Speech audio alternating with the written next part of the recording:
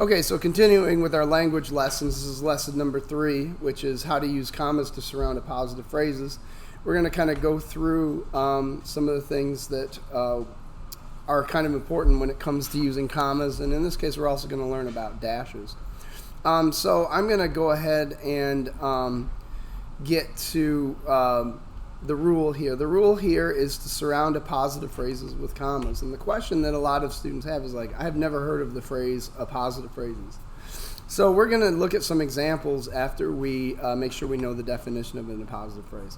So appositive phrases refer to a phrase or a set of words that adds detail to the sentence, but it can be removed from the sentence and the sentence remains intact. The reason they call it a positive phrase is that you can actually remove it. Another way to describe an appositive phrase is they call it a parenthetical phrase.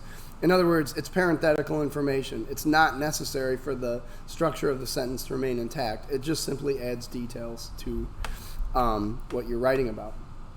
So with that said, the best way to learn about this is to see examples. So we have an example here in example 1. Mr. Bailey, who teaches at Portage Middle School, also teaches TV, radio, broadcast. So what you have here then is the subject of the sentence, Mr. Bailey, pause, which is why the comma's there, and then you have this here, which is the appositive phrase, who teaches at Portage Middle School, comma, also teaches TV broadcast. Now what you could do is you could remove that entire phrase. You could actually get rid of this, and then you could probably get rid of the word also. And you could say, Mr. Bailey teaches TV, radio, broadcast, and this sentence would remain intact. This phrase right here adds more details. However, when you read it, it needs to have a pause after Mr. Bailey, and then it needs a pause after you finish reading the phrase. So, Mr. Bailey, pause, who teaches at Portage Middle School, pause, also teaches TV, radio, broadcast. So I came up with another example this morning because I was thinking about my cat at home. So here we go, example 2. The old cat, a morbidly obese and lethargic creature, simply was not in the mood to play with the toy mouse.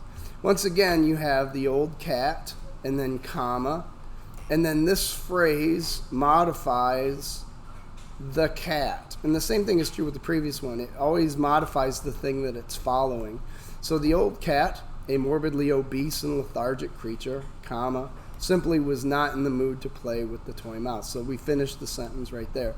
So morbidly obese and lethargic creature, in case you're wondering what those words mean, morbidly means like really sad, and then obese is very fat, and lethargic means listless and without any sort of energy.